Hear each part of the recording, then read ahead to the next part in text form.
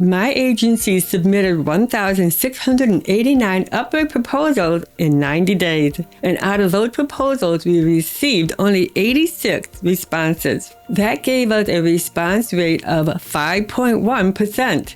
At first, those numbers may sound disappointing, and honestly, they should make any agency owner stop and pay attention, because sending 1,689 proposals takes time. It takes conducts, it takes research, it takes management, and it takes a bidding team consistently reviewing jobs and submitting applications. But after all that activity, more than 94% of those proposals did not receive a response. So instead of hiding these results, I decided to study them. Because numbers like these can reveal far more than a success story. They can show you where your bidding system is working, where it is failing, and what needs to change. In this video, I am going to explain what our results taught me about proposal volume, job selection, client intent, and why submitting more proposals does not automatically lead to more clients. I have worked on Upwork for more than 15 years. I have completed more than 1,464 jobs. I have earned over $1 million, and I built a top-rated plus agency with a 98% job success score. I have watched Upwork change many times. I have seen changes in competition, changes in conduct, changes in client behavior, changes that caused by artificial intelligence, and changes in how freelancers are evaluated. But one principle has remained consistent. Your numbers tell you what your opinion cannot. A team may feel busy, a bidder may believe they are doing a great job, an agency owner may assume the algorithm is the problem, but when you track what is actually happening, the data may tell you a different story. That is exactly what happened here. The real numbers. During this 90-day period, my agency submitted 1,689 proposals. We received 86 responses. That produced a 5.1% response rate. To put that into perspective, we received approximately 1 response for every 20 proposals submitted. That also means approximately 19 out of every 20 proposals did not start a conversation. Now, this does not automatically mean every proposal was poorly written. Some clients never hire. Some jobs are abandoned. Some clients receive far more applications than they can review. Some hire someone quickly. Others post a job before they have fully decided what they need. But a 5.1% response rate still reveals something important. Our system was producing a lot of activity without producing enough meaningful conversations. And that is where we had to stop looking at volume as the primary measurement of success. Lesson 1, activity is not the same as progress. One of the easiest mistakes an agency can make is measuring bidders mainly by how many proposals they submit. A bidder who sends 20 proposals may appear more productive than someone who sends only 8. But what happens if the 20 proposals are poorly targeted? What happens if the jobs have unrealistic budgets? What happens if the client rarely hires? What happens if the work does not closely match the agency's strongest experience? The proposal count increases. The conducts are spent. The daily report looks active, but the likelihood of getting a response remains low.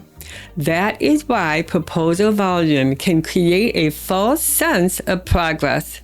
The better question is not, how many proposals do we submit? The better question is, how many strong opportunities did we identify? A team should not be rewarded simply for applying. It should be trained to recognize the job most likely that produced serious conversion. Lesson number 2, targeting comes before writing. Many freelancers immediately blame the proposal when they do not receive a response. Sometimes the proposal is the problem, but sometimes the bigger mistake happened before the proposal was even written. It happened when the freelancer selected the job. You can write an excellent proposal for a poor opportunity. You can spend time personalizing it. You can include strong examples. You can explain your process clearly. But if the client has no clear budget, no hiring history, an unclear scope, or a very low intent, the proposal may never lead anywhere. That is why the first skill is not proposal writing. The first skill is job selection. Before applying, we should ask, does the project closely match our services? Do we have relevant proof? Is the scope understandable?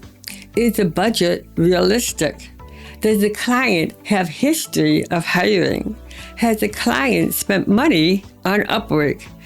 Is this job recent enough to justify applying? Can we clearly explain why our agency is a strong fit? If those answers are weak, submitting a proposal may simply add to the number without improving the outcome.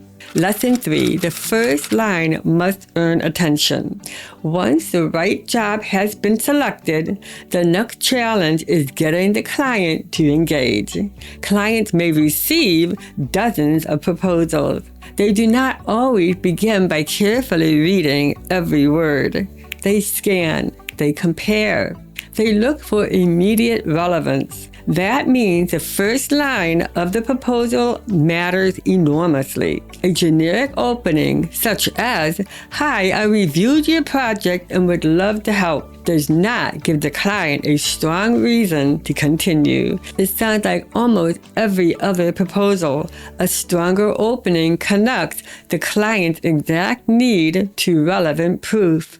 For example, we recently built a Learn Dash website with the same course access issue that you are describing. Or your Shopify store appears to need more than a design update. The conversion and mobile experience should be reviewed together. Those openings show the client that you understand the project. The goal is not simply to introduce yourself. The goal is to create immediate confidence. Lesson 4, more personalization is not always the answer. Freelancers are often told to personalize every proposal. That advice is correct, but it is sometimes misunderstood. Personalization does not mean writing long introduction. It does not mean repeating the job description. It does not mean adding the client name several times. Real personalization means demonstrating that you understand the specific business problem. It means selecting the most relevant example. It means adjusting the proof you present. It means removing anything that does not support the client's decision. A personalized proposal should feel more focused, not merely longer. When a proposal contains too much information, the client may struggle to identify the most important point. Relevance is more powerful than volume. Lesson number 5, a 5.1% response rate is a system signal. This response rate does not tell us only whether the individual proposal were effective. It tells us to review the entire system.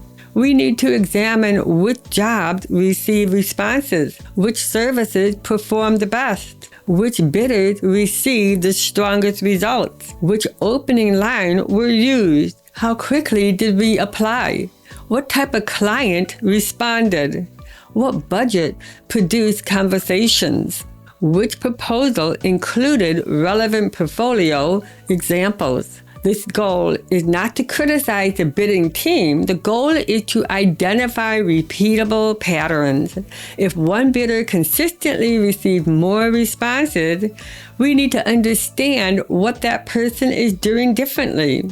If a LearnDash proposal receives more responses than general WordPress proposals, that matters. If jobs with clear budget respond more frequently, that matters. If recently posted jobs perform better, that matters. The response rate is not simply a final grade. It's a clue.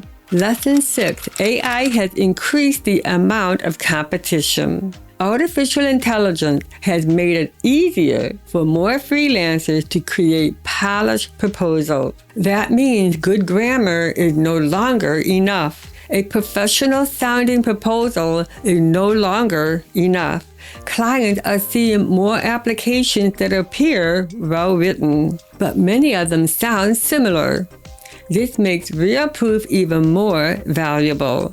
AI can help someone generate an introduction, but it cannot replace your complete projects.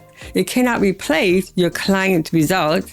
It cannot replace your specialized experience, and it cannot replace a proposal that demonstrates a clear understanding of the project. As more proposals begin to sound polished, specificity becomes the advantage. Lesson number 7. The team needs better measurements. After reviewing these numbers, I would not tell my bidders, just submit more proposals. That would not solve the problem. Instead, the team should track a smaller set of meaningful measurements. Proposals submitted, responses received, job won, revenue generated. Proposal count shows activity. Response rate shows whether the job selection and opening messages are creating interest. Job won shows whether the team is converting opportunities. Revenue shows whether the entire effort is financially worthwhile. Without these numbers, a team can stay busy for months without knowing whether the strategy is improving. What we are changing. The first change is stricter job selection. We do not need to apply to every project remotely connected to our services. We need to apply where our experience gives us a real advantage. The second change is stronger opening lines. The proposal should immediately connect the client's need to specific proof. The third change is better portfolio selection. We should not send the same example to every client. A Shopify client should see Shopify work. A LearnDash client should see relevant learning management system experience. A healthcare organization should see examples connected to healthcare or professional services wherever possible. The fourth change is reviewing the proposal that receive responses. Instead of focusing on what failed, we need to study what worked. The fifth change is holding the team accountable for quality, not only quantity. A bidder should be able to explain why a job was selected and why the agency is a strong fit. What this means for freelancers. You do not need an agency or thousands of proposals to use this lesson. Track your next 30 proposals. Record how many received responses. Then review the jobs and proposals carefully. Which clients responded? Which services attract interest? Which opening lines worked? Which job had realistic budgets? Which proposals contain the strongest proof? If you send 30 proposals and receive no responses, do not immediately send another 30 using the same approach. Stop, review, adjust. The purpose of tracking data is not to discourage you. It is to prevent you from repeating the same mistake without reorganizing it. The real conclusion. So what happened after my agency submitted 1,689 proposals in 90 days? We received 86 responses. Our response rate was 5.1%. The results show that our team was creating activity, but the system needed stronger targeting and better quality control. It did not prove that Upwork is dead. It did not prove that clients are no longer hiring. And it did not prove that proposals no longer work. It proved something much more useful. Submitting more proposals will not fix a weak bidding system. More volume magnifies whatever system you already have. If your targeting is strong, volume may create more opportunities. If your targeting is weak, volume creates more wasted time and connects. The goal is not to submit the largest number of proposals.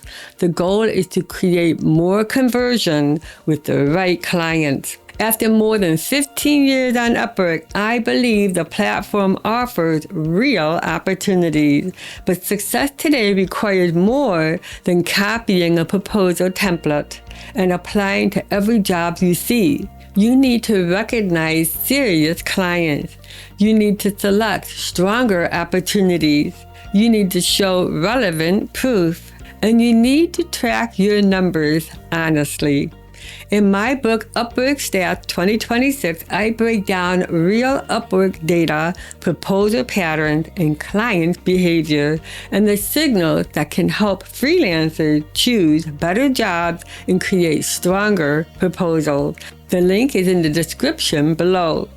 And tell me in the comments, which is your current response rate on Upwork? Are clients replying to your proposal? Or are most of your applications receiving no response? Thank you for watching, and I will see you in the next video. Until then, be freelantastic.